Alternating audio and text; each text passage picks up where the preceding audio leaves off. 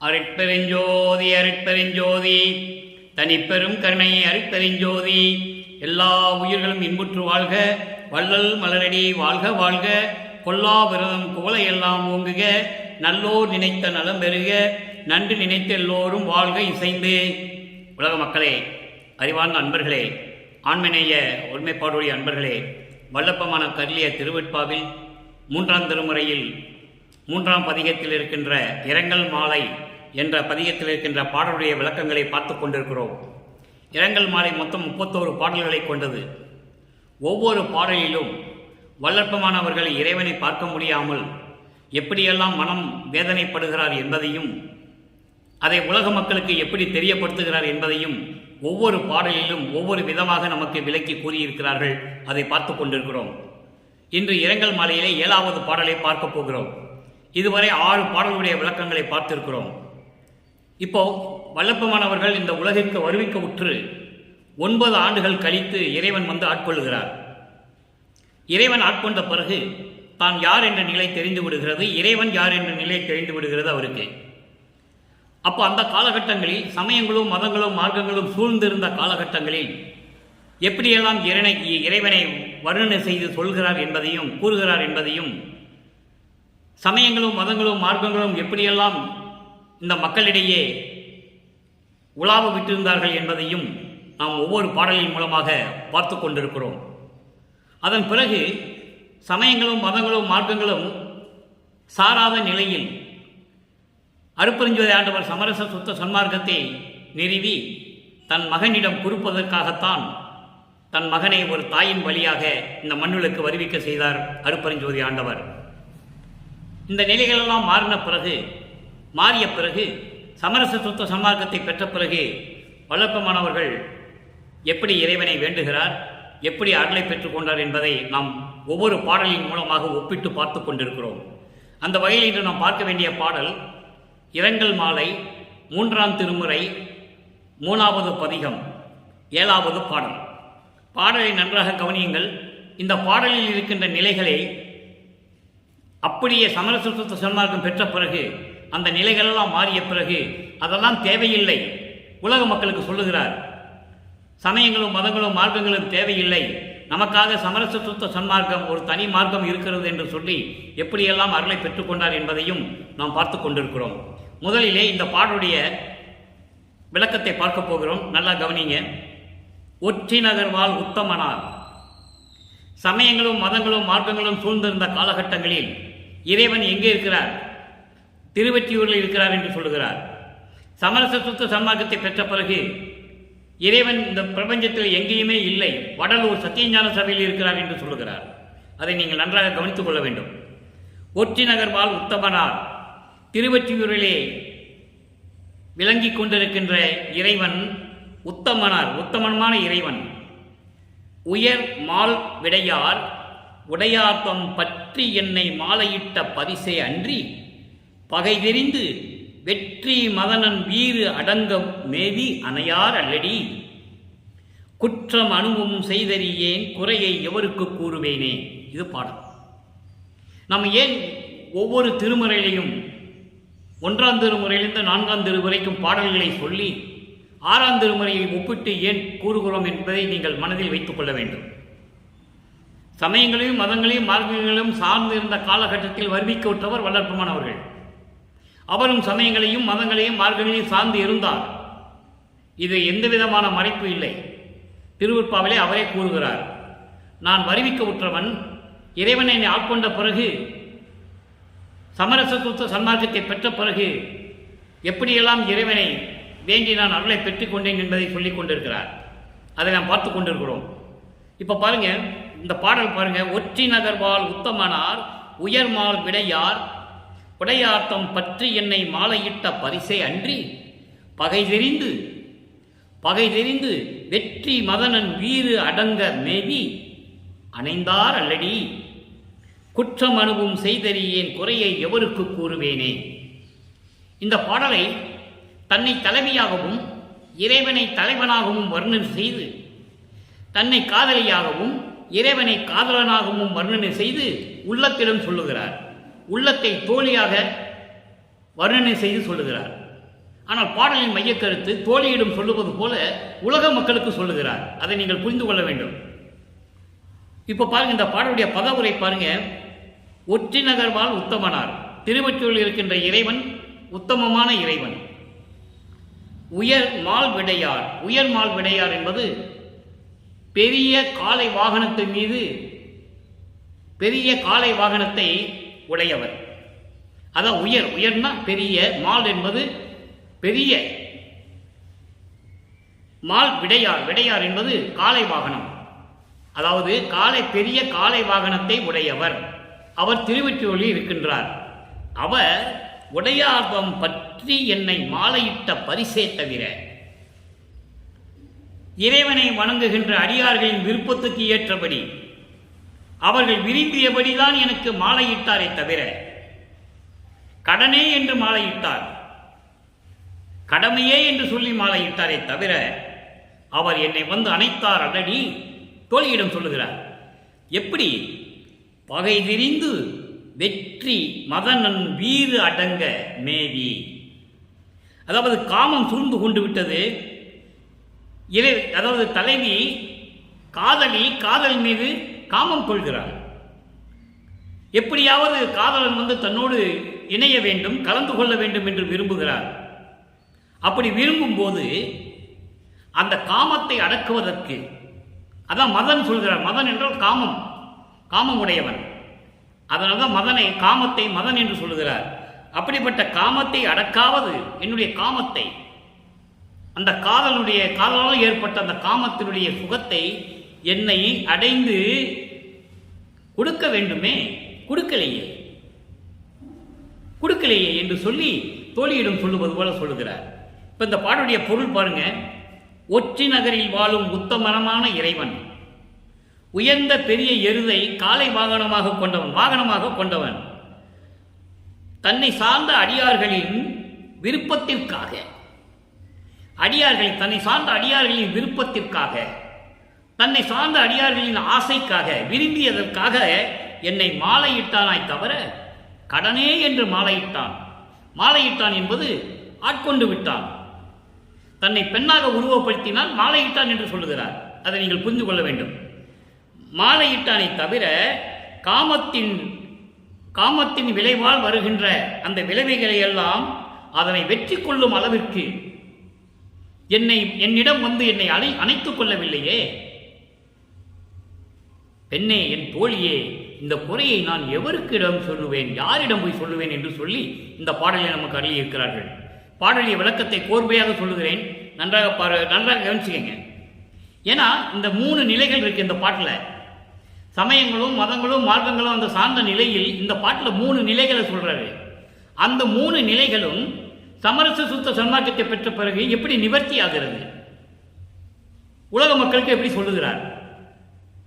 இந்த பாடல் என்ன சொல்றாரு? உலக மக்களே, நான் சமயங்களையும் மதங்களையும் மார்க்கங்களையும் சார்ந்திருந்த காலகட்டங்களில் என்னை ஆட்கொண்டு என்னை மறைப்பை நீக்கி இறைவன் யார் என்ற நிலையில் என்னை தெரிய வைத்து விட்டார்.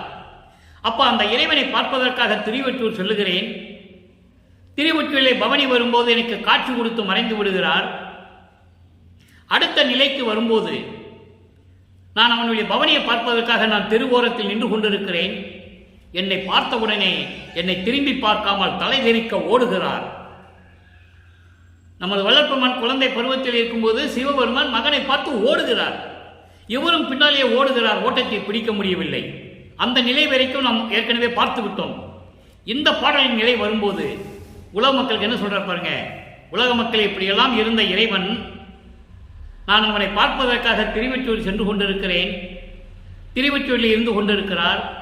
காளை வாகனத்தை உடையவர் அவர் அடியார்களினுடைய விருப்பத்துக்கு ஏற்றபடி அவர்களுடைய ஆசையை நிறைவேற்றுவதற்காக என்னை மாலையிட்டானே தவிர, என்னை ஆட்கொண்டாரே தவிர வேற எந்த பயனும் நான் அனுபவிக்கவில்லை.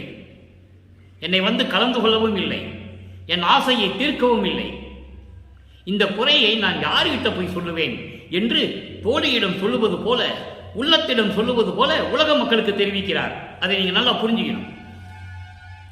அவர் ஏற்கனவே இறைவனாகவே வருவிக்க உற்றவர், மறைப்பு நிலையில் இருக்கிறார். அவர் ஏற்கனவே மறைப்பு நிலையில் இருந்ததனால் இந்த நிலைகளை எல்லாம் சொல்லி மக்களிடம், உலக மக்களுக்கு சொல்லுகிறார். ஏனால் சமயங்களையும் மதங்களையும் மார்க்கங்களையும் சார்ந்துதான் இருக்க வேண்டும் என்ற காலத்தின் கட்டாயம். அதனால்தான் சமரச சுத்த சன்மார்க்கத்தை பெற்ற மக்களிடம் அதை சொல்ல முடியும். நானும் சமயங்களில் இருந்தேன், மதங்களில் இருந்தேன், மார்க்கங்களில் இருந்தேன், அதில் ஒன்றுமே இல்லை, எல்லாம் பொய். அதான் ஞானசேரியில் சொல்றாரு, பொறித்த மதமும் சமயமும் பொய்யே, அவற்றில் புகுதாதே, சிவம் ஒன்றே பொருள் என கண்டறிவேன். சிவம் என்பது அருப்பெருஞ்சோதி, அவன்தான் கடவுள் என்பதை ஞானசேரியில் சொல்லுகிறார். அப்ப அதையெல்லாம் பொய்ன்னு சொல்லணும்னா அதை சார்ந்து வரணும். அதுக்காக அதில் இருந்துகிட்டே இருந்ததா சமரச சுத்த சன்மார்க்கத்தில் இருக்கணும் அவசியம் இல்லை. 200 ஆண்டுகளாகவே வல்லற்பெருமான் அவர்கள் நமது இறைவன் வருவிக்க உற்று 200 ஆண்டுகளாக அதை சொல்லிட்டு இருக்காங்க. கீழே இருந்துதான் வரணும், கீழே இருந்துதான் வரணும். அப்படி வர வேண்டிய அவசியம் இல்லை. நேரடியாகவே சுத்த சன்மார்க்கத்துக்கு வந்து விடலாம். வல்லற்பெருமான் தெளிவாக கூறியிருக்கிறார்கள். ஆக இந்த பாடலுடைய பொருளை நீங்க நல்லா புரிஞ்சுக்கிட்டீங்க. தோழியிடம் சொல்லுவது போல உலக மக்களுக்கு சொல்லிட்டார், நான் இப்படியெல்லாம் இருக்கிறேன், என்னை இதுவரைக்கும் அணைத்துக் கொள்ளவில்லை, என்னோடு கலந்து கொள்ளவில்லை, மறைப்பை நீக்கி ஆண்டு கொண்டானை தவிர, மாலையிட்டானை தவிர என்னை கலந்து கொள்ளவில்லை என்று சொல்லி உலக மக்களுக்கு தெரிவிக்கிறார். இப்போ இந்த நிலை மாறுகிறது. சமரச சுத்த சன்மார்க்கத்தை பெற்ற பிறகு இந்த பாடலில் சொல்லப்பட்ட 3 நிலைகள் பாருங்க. ஒற்றி நகர் வாழ் உத்தமனார், இறைவனை எப்படி உருவகப்படுத்துறாருன்னு நீங்க கவனிச்சுக்கணும். சமயங்களையும் மதங்களையும் மார்க்கங்களையும் சார்ந்த நிலையில் இறைவனை உருவகப்படுத்துகிறார், சிவனை உருவப்படுத்துகிறார். திருவொற்றியூரில் இருக்கின்ற இறைவன் அவர் உத்தமர், காளை வாகனத்தை உடையவர், ஒரு நிலை. அடுத்து பாருங்க, இவர் என்னை மாலையிட்டது அடியார்களின் விருப்பத்திற்கேற்றபடி, அவருடைய ஆசைக்காக தான் என்னை மாலையிட்டான், அதாவது என்னை ஆட்கொண்டானே தவிர வேற எந்த பயனும் நான் அனுபவிக்கவில்லை, எந்த அருளையும் நான் பெறவில்லை. நல்லா நீங்க கவனிச்சுக்கணும்.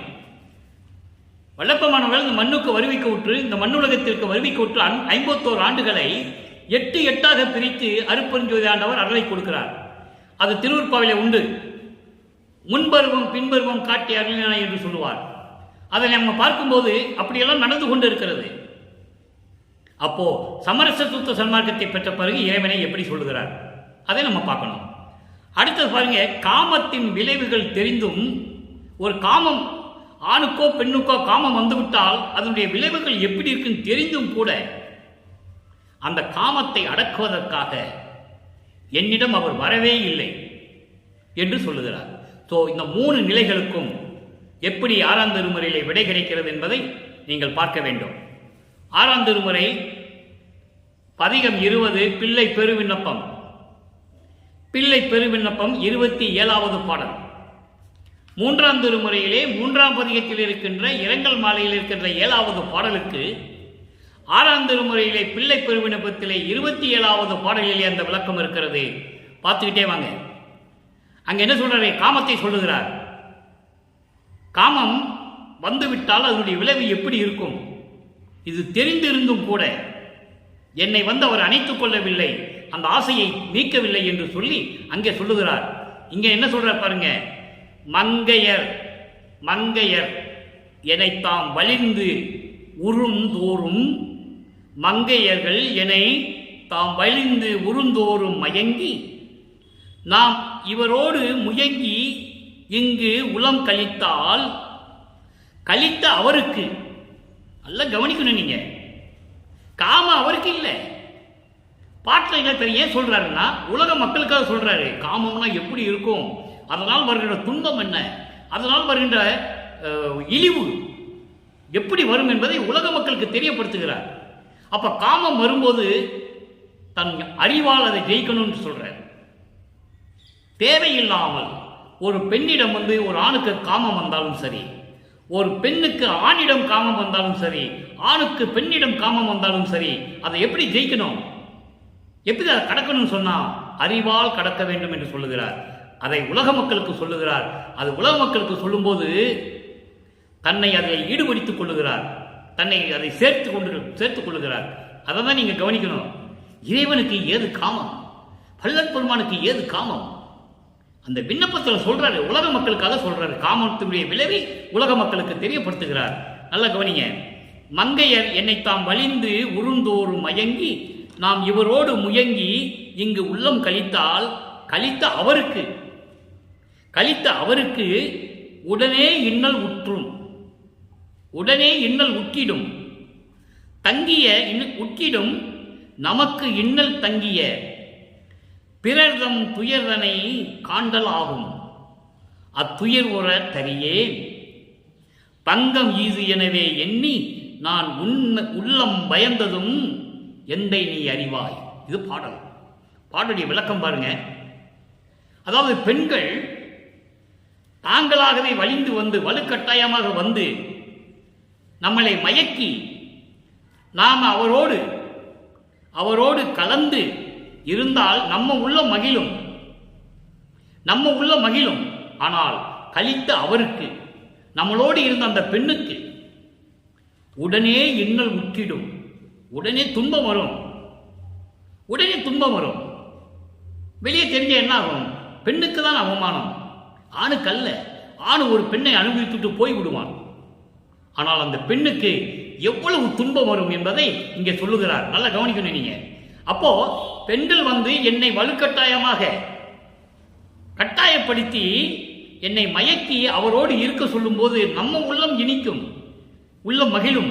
ஆனால் கழித்த அவருக்கு, அந்த பெண்களுக்கு உடனே துன்பம் வந்து சேரும். நமக்கு இன்னல் வரும்போதெல்லாம் அது பிறருக்கு வருமே என்று சொல்லி நாம் ஆராய்ந்து பார்க்க வேண்டும். அதான் இங்கே சொல்றாரே, காண்டலாகும். நம்மளும் பார்த்துக்கிட்டே இருக்கணும். நமக்கு ஒரு துன்பம் வரும்போது அந்த துன்பம் பிறருக்கு வந்தால் எப்படி இருக்கும் என்பதை நாம் பார்த்து கொண்டே இருக்க வேண்டும், ஆராய்ந்து கொண்டு இருக்க வேண்டும். அத்துயர் உற தெரியும். அந்த துன்பம் வருவதற்கு நான் சகித்துக் கொள்ள மாட்டேன். பங்கம் இது எனவே என்பது இது இழிவான செயல் என்று எண்ணி நான் உள்ளம் நடுங்கியது. இது இழிவான செயல் என்று நீ உள்ளம் நடுங்கியது எந்தை, எனது தந்தையே நீ அறிவாய் என்று சொல்லுகிறார். ஆக இதன் மூலம் உலக மக்களுக்கு என்ன சொல்லுகிறார் அதெல்லாம் நம்ம பார்க்கணும். அவர் சொல்றாருன்னா அவர் வந்து தன்னை ஈடுபடுத்திக் கொண்டு உலக மக்களுக்கு தெரியப்படுத்துகிறார். அதனால் அவர் வந்து விரும்பி போய் பெண்கள்கிட்ட போனார் என்றதால நீங்க எடுத்துக்க கூடாது. இறைவன் அவர், இறைவன் காமத்தை எல்லாம் கடந்து எல்லா செயல்களையும் கடந்து வந்தவர். அது பின்னால் ஒரு பாடல் இருக்கு, இந்த விளக்கம் வரும் பாருங்க, அற்புதமா இருக்கும். அப்போ உலக மக்களுக்கு என்ன தெரிவிக்கிறார் இந்த விண்ணப்பம் மூலியமாக? இறைவா, இந்த உலகத்தில் பெண்கள் வலுக்கட்டாயமாக வந்து ஆண்களோடு உறவு கொள்ளும் போது, அந்த உறவு கொள்ளும் போது உள்ளம் மகிழும். இருந்தாலும் அந்த பெண்களுக்கு எவ்வளவு துன்பம் வரும். அந்த நமக்கு வருகின்ற துன்பத்தை நினைத்து இதே போன்று பிறருக்கும் துன்பம் வந்தால் எப்படி இருக்கும்? ஐயோ, இது இருக்கக்கூடாதே, இதை நாம் சகித்துக் கொள்ளக்கூடாதே, இது இழிவான செயல் என்று எண்ணி நான் உள்ளம் நடுங்கிய போது எப்படியெல்லாம் நடுங்கினேன் தெரியுமா என் தந்தையே. அப்போ உலக மக்களுக்கு காமத்தை வெல்ல சொல்லுகிறார். அதை அறிவால் வென்றுவிட வேண்டும். பெண்களே வந்து வலுக்கட்டாயாக வந்தாலும் சரி, ஆண்களே வலுக்கட்டாயாக பெண்களோடு சேர்ந்தாலும் சரி, அதனால் வருகின்ற துன்பங்களை, இடர்களை, அந்த இழிவு சொற்களை, மற்றவர்களிடம் வருகின்ற அந்த இழிவு சொற்களை நாம் நினைத்து பார்க்க வேண்டும். நமக்குன்னு ஒரு துன்பம் வந்தால் அது மற்றவர்களுக்கு எப்படி இருக்கும் என்பதை நாம் நினைத்து பார்க்க வேண்டும். அதை நினைத்து பார்க்க வேண்டும். இனிமேல் அதை நினைக்கும் போது என் உள்ளம் நடுங்குகிறது. எவ்வளவு இழிவான செயல் என்று நினைக்கும் போது என் உள்ளம் நடுங்குகிறது. என் தந்தையே, இதையும் நீ அறிவாய் என்று சொல்லி உலக மக்களுக்கு சொல்லுவது போல தன்னை அந்த நிகழ்ச்சியிலே ஈடுபடுத்திக் கொண்டு சொல்லிக் கொண்டிருக்கிறார் நமது இறைவன் வல்லப்பமானவர்கள். ஆக காமத்தை இங்கு சொல்லிட்டார். அங்கே 2ஆம் திருமுறையில் சொன்னதை இங்கே விளக்கி சொல்றார். அடுத்து ஒரு நிலை பாருங்க, பதிகம் 22 ஆன்ம தரிசனம் 7வது பாடல். அங்கே இருக்கின்ற 7வது பாடலுக்கு இங்கே 7வது பாடல்ல ஒரு விளக்கம் தருகிறார் பாருங்க. அங்கே சாதிகளும் சமயங்களும் மதங்களும் மார்க்கங்களும் சூழ்நிலையில் இருந்தார். திருநூறு பூசினார், உத்திராட்சி கோட்டையை கழுத்துல மாட்டியிருந்தார், பூநூறு போட்டிருந்தார், கடுக்கான் போட்டிருந்தார், எல்லாமே நடந்தது. அங்கே அது சமரச சுத்த சன்மார்க்கத்தை வந்த பிறகு இந்த ஆன்ம தரிசனத்தில் என்ன சொல்றார் பாருங்க. 7வது பாடல்ல சாதியும் மதமும் சமயமும் தவிர்ந்தே, எவ்வளவு தெளிவா சொல்றாருன்னதை அன்பர்கள் நீங்கள் புரிந்து கொள்ள வேண்டும். அங்கே இருந்தேன், அதை விட்டுட்டு வந்துட்டேன்னு சொல்லும்போது நம்மளும் விட்டுட்டு வந்துடணும், சமரச சுத்த சன்மார்க்கத்துக்கு வந்துடணும். இறைவனே சொல்றாரு, சாதியும் மதமும் சமயமும் தவிர்ந்தேன், எல்லாத்தையும் விட்டுட்டேன், சாத்திர குப்பையும் தளர்ந்தேன். சாத்திரங்களை குப்பைன்னு சொல்றேன். சமயங்களிலும் மதங்களிலும் மார்க்கங்களில் கொள்ளப்பட்ட இந்த சாஸ்திரங்கள் இருக்க, சாஸ்திரங்கள்னா சங்கற்ப விகற்பங்கள். இந்த தேங்காய் பழம் உடைச்சி சாமி கும்பிடுறது, ஊதுபத்தி கொளித்து கும்பிடுறது, கற்பூரம் ஏற்றி கும்பிடுறது, உடம்பெல்லாம் திருநீர் பூசி கொள்கிறது, இது சாத்திர குப்பைகள். அவற்றையெல்லாம் விட்டு வந்து விட்டேன். நீதியும் நிலையும் சத்திய பொருளும் நித்திய வாழ்க்கையும் சுகமும் ஆதியும் நடுவும் அந்தமும் இல்லா அருப்பெருஞ்சோதி என்று அறிந்தேன்.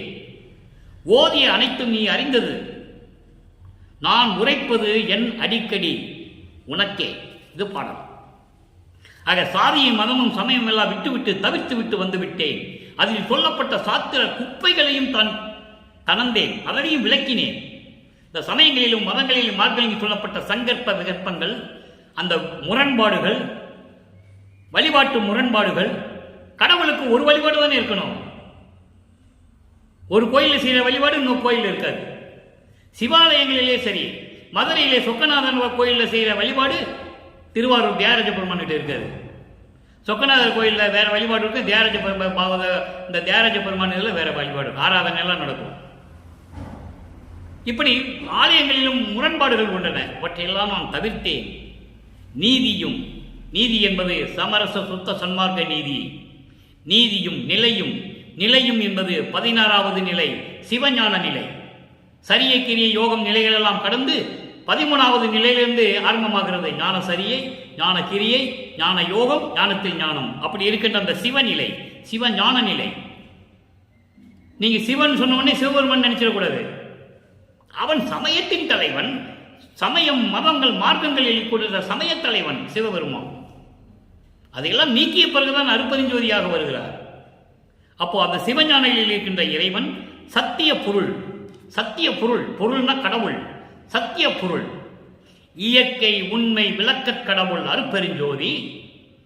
அதான் சத்திய பொருள் என்று சொல்லுகிறார். இயற்கை உண்மையின் விளக்கக் கடவுள் அருப்பெருஞ்சோதி. நித்திய வாழ்க்கை, மரணமில்லா பெருவாழ்வு, சுகம், பேரின்பமான சுகம், சிவ அனுபவம். பேரின்பம் என்பது சிவ அனுபவம்.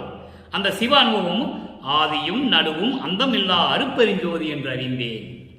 ஆதியும் அந்தமும் நடுவும் இல்லா தோன்றிய இறைவன் அருப்பெருஞ்சோதி, சுயமாக தோன்றியவன் அருப்பெருஞ்சோதி. அதை தான் இங்க சொல்றாரு, எல்லாமே நீதான், நான் இருக்கிறேன். ஓதிய அனைத்தும் நீ அறிந்தது. நான் சொன்னது இங்க, நான் சொன்னதெல்லாம் நீ உனக்கு தெரியும்.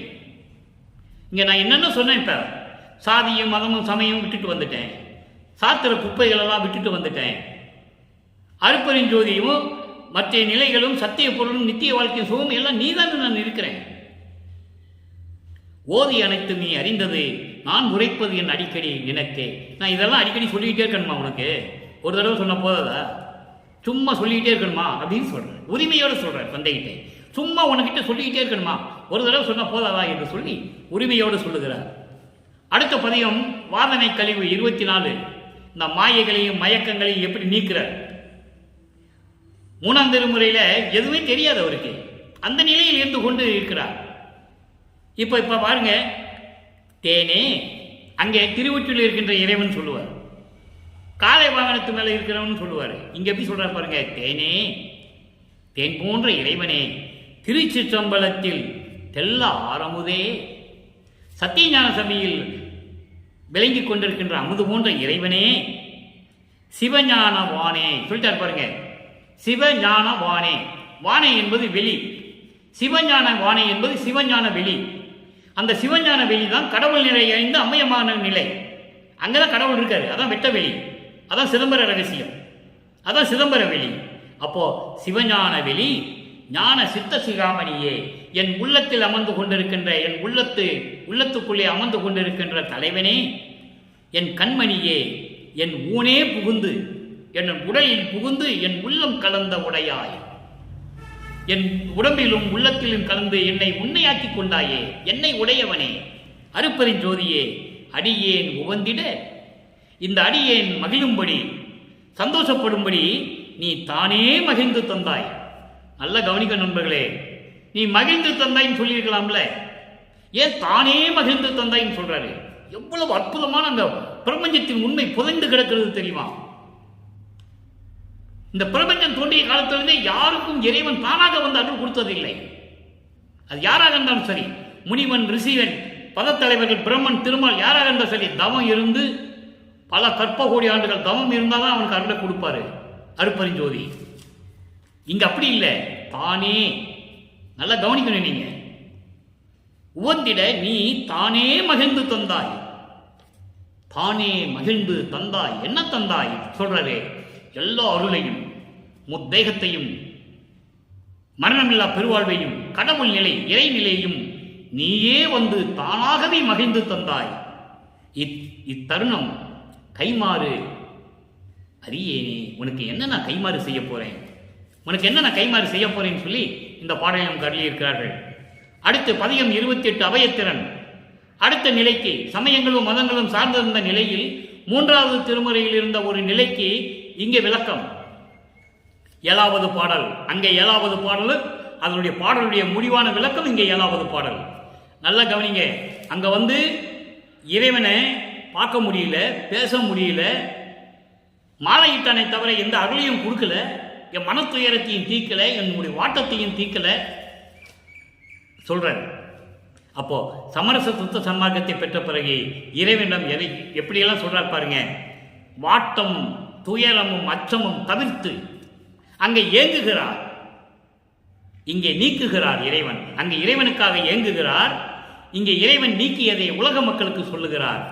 வாட்டமும் துயரமும் அச்சமும் தவிர்த்து என் வடிவமும் வண்ணமும் உயிரும் தேட்டமும் நீயே கொண்டு நின் கருணை தேகமும் உருவும் மெய் சுகமும் மெய் சிவமும்.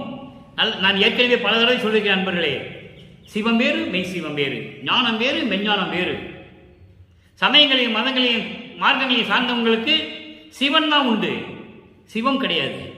அதே போன்று ஞானம் தான் உண்டு, மெஞ்ஞானம் கிடையாது. பிரம்மன் திருமலுக்கே கிடையாது. வல்லப்பமன் தெளிவாக கூறியிருக்கிறார்கள். மெய் சிவமும் ஈட்டமும் எல்லாம் வல்ல நின் அருள் பேரின்பமும் அன்பும் மெஞ்ஞான நாட்டமும். இங்க சொல்லிட்டார் பாருங்க, மெஞ்ஞானம். மெஞ்ஞானம் நாட்டமும் கொடுத்து காப்பது உன் கடன். உன் கடன் நான் நம்பினேன், கைவிடல் என்னையே. இது பாடல். வாட்டமும், வாட்டம் என்பது மனத்துயரம், மனத்தில் இருக்கின்ற ஏக்கம். வாட்டம் வாடுவது, மனம் வாடுவது. துயரமும் அச்சமும் தவிர்த்து என் வடிவமும், என் வடிவம் என்னுடைய அந்த தேகத்தையும், வண்ணமும், வண்ணம் என்பது செயல்திறன் அத்தனையும், திறமைகள், திறமைகள் செயல்திறன், வண்ணமும் உயிரும் தேட்டமும், தேட்டம் என்பது ஆசை, எனது விருப்பங்கள், எல்லாவற்றையும் நீயே எடுத்துக்கொண்டு, எல்லாவற்றையும் நீயே எடுத்துக்கொண்டு இறைவன் எப்படி தர்றாரே? அவருடைய கருணை தேகம். கருணை தேகம் என்பது அருள் தேகம், அருள் தேகம் என்பது ஞான தேகம். உருவும், உருவம் என்பது சுத்த தேகம், பரவண தேகம். 3 தேகத்தை சொல்லுகிறார். அருள் தேகம், சுத்த தேகம், பரவண தேகம். இந்த 3 தேகத்தையும் மெய் சிவமும், மெய் சிவம் அருட்பெருஞ்சோதி. மெய் சிவம் என்பது அருட்பெருஞ்சோதி. அருட்பெருஞ்சோதியும் ஈட்டமும், ஈட்டமும் என்றால் எல்லா அருள்களையும். உலகிலே ஈட்டம் என்றால் ஊதியம் என்று சொல்லுவார்கள். ஊதியம், சமர்ப்பணம், ஊதியம், ஏதாவது வாங்கிக்கிறது, அதான் ஈட்டம். சம்பாதிக்கிறது, ஊதியம், சம்பளம் வாங்கிறது. ஆனால் சமரச சுத்த சன்மார்க்க விளக்கம் வந்து ஈட்டம் என்பது எல்லா அருளையும், எல்லா அருளையும், எல்லா வளம் நின் அருள் பேரின்பமும் உன்னுடைய அன்பும் மெஞ்ஞான நாட்டமும். மெஞ்ஞானத்தோடு கூடிய அந்த அருள் வல்லமைகளை எல்லாம், அருள் உணர்வுகளை எல்லாம், அந்த அருள் நோக்கத்தை எல்லாம் கொடுத்து காப்பது உன் கடன். எனக்கு எல்லாம் கொடுத்து என்னை காப்பது உனது கடமை. உன்னதானே நம்பினேன், கைவிடல் என்னையே என்று சொல்லி இந்த பாடலை நமக்கு அருளியிருக்கிறார்கள். அடுத்து இறுதியாக ஒரே ஒரு பாடலை விளக்கம் சொல்ல நான் கடமைப்பட்டிருக்கிறேன். காரணம், வல்லப்பமானவர்கள் இந்த தத்துவங்களை எல்லாம் கடக்கும்போது எப்படியெல்லாம் கடக்கிறார் என்பதை தத்துவ வெற்றி என்ற பதிகத்திலே 6ஆம் திருமுறையிலே 99வது பதிகம் தத்துவ வெற்றி என்ற பாடலிலே 18வது பாடலிலே சொல்லுகிறார். இங்கே காமத்தை வெல்லணும்னு சொல்றார். 3ஆம் திருமுறையில் சொல்றாருல்ல, காமம் என்னை சூழ்ந்து கொண்டது, அந்த காமத்தை அடக்க வேண்டும், அப்போ நீ என்னிடம் கலந்து கொள்ள வேண்டும் அப்படின்னு 3ஆம் திருமுறையில் சொல்றாரு.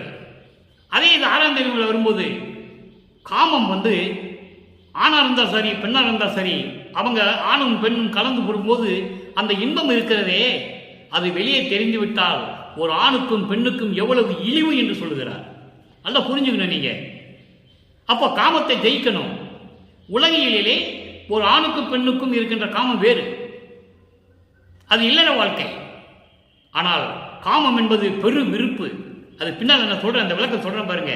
இந்த பாடலுக்காக அந்த அந்த அந்த விளக்கத்துக்காக தான் இந்த பாடலை நான் உங்களுக்கு சொல்லிக் கொண்டிருக்கிறேன். காமம்னா என்ன, லோபம்னா என்ன, கோபம்னா என்ன, மதம்னா என்ன, ஆச்சரியம் என்ன, இதை எல்லாத்தையும் நீக்க வேண்டும். இது எல்லாத்தோடையும் காமம் கலந்துருக்கு, ஒன்றுக்கு ஒன்று தொடர்பு உண்டு. காமம், ஒருத்தருக்கு காமம் வந்து விட்டால் கோபம் வரும், கோபம் வந்து விட்டால் அதனால விளைவுகள் அவன் தீயவனாகி விடுகிறான். இப்படியெல்லாம் ஒவ்வொன்றுக்கு ஒன்று தொடர்பு இருக்கிறத வல்லப்பெருமான் எவ்வளவு உலக மக்களுக்கு எவ்வளவு தெளிவாக சொல்கிறார் என்பதை இந்த பாடல் மூலமாக நீங்கள் தெரிந்து கொள்ளலாம். தத்துவ வெற்றி 99வது பதிகம் 6ஆம் திருமுறை 18வது பாடல். 3ஆம் திருமுறையிலே காமத்தை பற்றி சொல்லும்போது எப்படி சொல்லுகிறார்? காமம் வந்து விட்டால் எவ்வளவு இழிவு, பிறருக்கு தெரிந்து விட்டால் எவ்வளவு துன்பம், அதை அந்த காமத்தை எப்படி விரட்டுகிறார் தத்துவ வெற்றியிலே சொல்லுகிறார். 18வது பாடல். கோபம் என்னும் புலைப்பயலே, காம வலைப்பயலே, கொடு மோகம் கடைப்பயலே, குறும்பு மத பயலே, தாவ லோபப் பயலே, மாச்சரிய பயலே, தயவுடன் இங்கு இசைக்கின்றேன் தாழ்த்திருக்காதீர் கான், தீபமெல்லாம் கடந்து இருள் சேர் நிலம் சார போவீர், சிறிது பொழுது இருந்தாலும் திண்ணம் இங்கே அழிவீர், சாபமுறா முன்னம் நடந்து ஓடுமினும் என்னைத்தான் அறியி, நான் யார் தெரியுமா, தனித்தலைவன் தலைப்பிள்ளை நானே. எப்படி சொல்ற பாருங்க உலக மக்கள்கிட்ட, நான் தான் அருப்பெருஞ்சோதி பிள்ளைக்கு தலைமகன், வேற யாரும் கிடையாது. சமயங்களையும் மதங்களையும் மார்க்கங்களையும் சார்ந்த சிவனுக்கு 2 பிள்ளைகள் சொல்றாரு.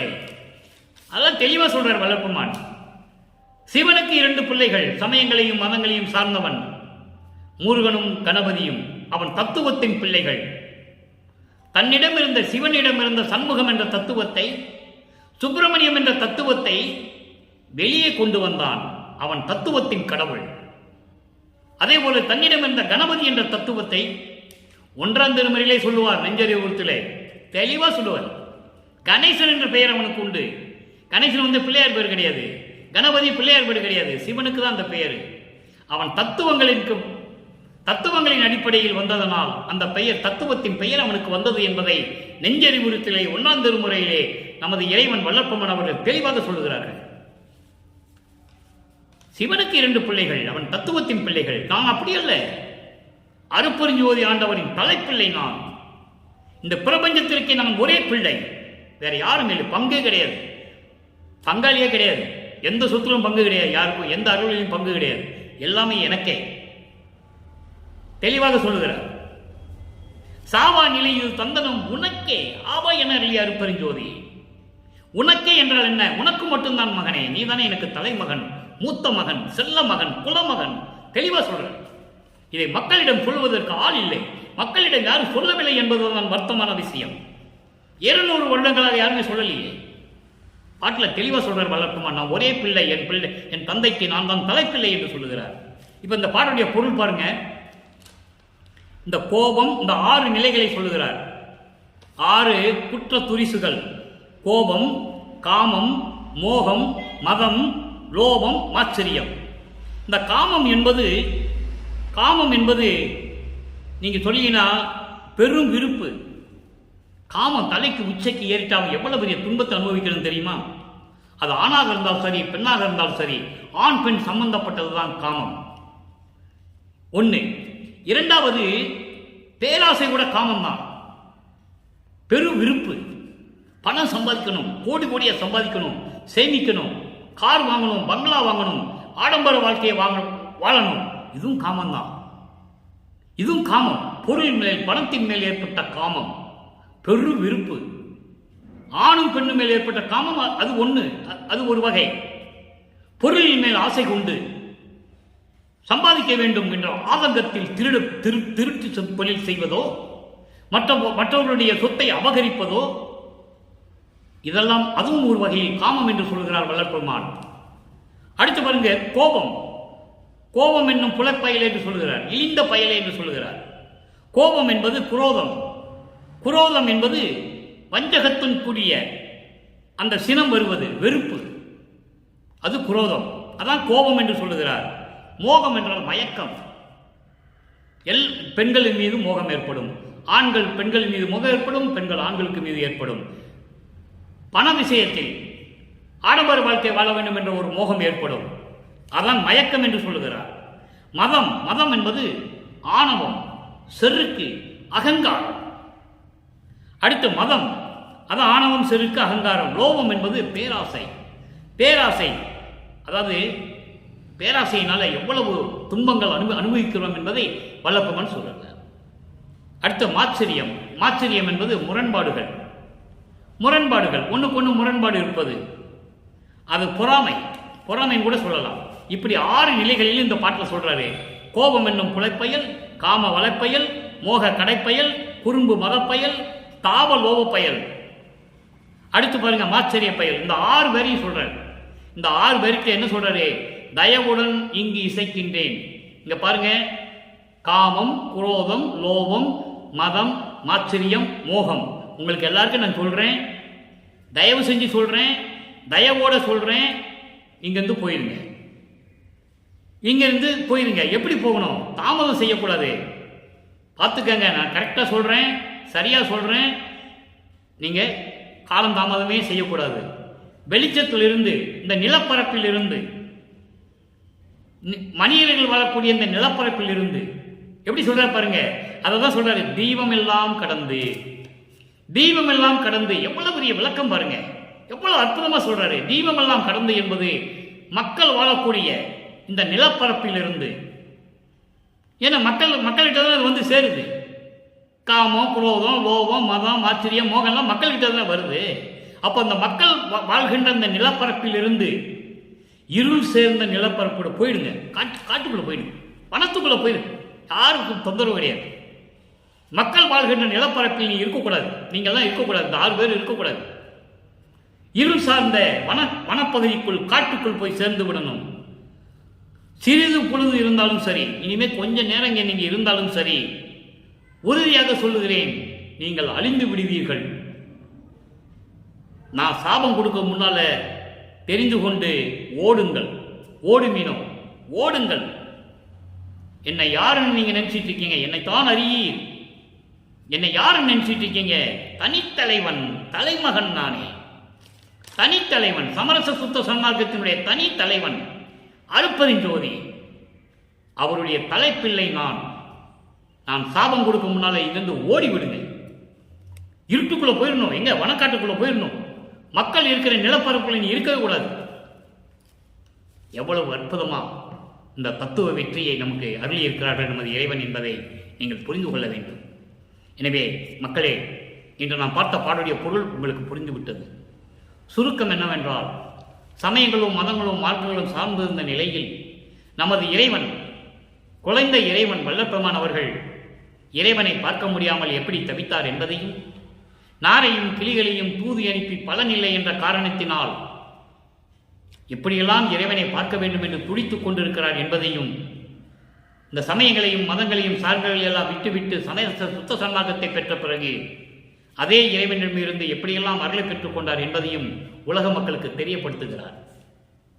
அவர் இதெல்லாம் பெற வேண்டிய அவசியம் இல்லை. அவர் ஏற்கனவே இறைவனாகவே வருவிக்க உற்றவர் என்பதை இங்கே நான் பதிவு செய்ய கடமைப்பட்டிருக்கிறேன். அவர் ஏற்கனவே இறைவனாகவே, இறைவனால் வருவிக்க உற்றவர். எல்லாமே அவருக்கு உண்டு. ஆனால் உலக மக்களுக்கு தெரியப்படுத்த வேண்டும். ஏன்னா மண்ணுக்கு வருவிக்கிறாரே, அப்போ அதை உலக மக்கள் சொல்லணும். இல்லை, இதெல்லாம் நான் இருந்து கடந்து வந்துட்டேன், அதில் ஒன்றுமே இல்லை, எல்லாம் பொய்யின்ட்டு. அப்போ எனவே அன்பர்களே, நீங்களும் சமரச சுத்த சன்மார்க்க நிலையில் இருந்து கொண்டு, சைவ நெறியில் இருந்து கொண்டு, கொலையும் புலையும் தவிர்த்து இறைவன் ஒருவனே என்ற நிலையில் இருந்து கொண்டு, அவன் தான் அருட்பெருஞ் ஜோதி என்ற நிலையை ஏற்றுக்கொண்டு நீங்கள் இறைவனை வணங்கி இறைவனுடைய அருளையும் அவருடைய எல்லா செல்வங்களையும் நீங்கள் பெற்றுக்கொண்டு இந்த வையகத்திலே வாழ்வாங்கு வாழ்ந்து நோயற்ற வாழ்வில் வாழ வேண்டும் என்று சொல்லி இறைவனுடைய தயவாலையும் கருணையாலையும் விடைபெறுகிறேன். இந்த வள்ளலார் ஊழியன். மீண்டும் நாளை சந்திப்போம். நன்றி, வணக்கம். அருட்பெருஞ்சோதி அருட்பெருஞ்சோதி, தனிப்பெரும் கருணை அருட்பெருஞ்சோதி.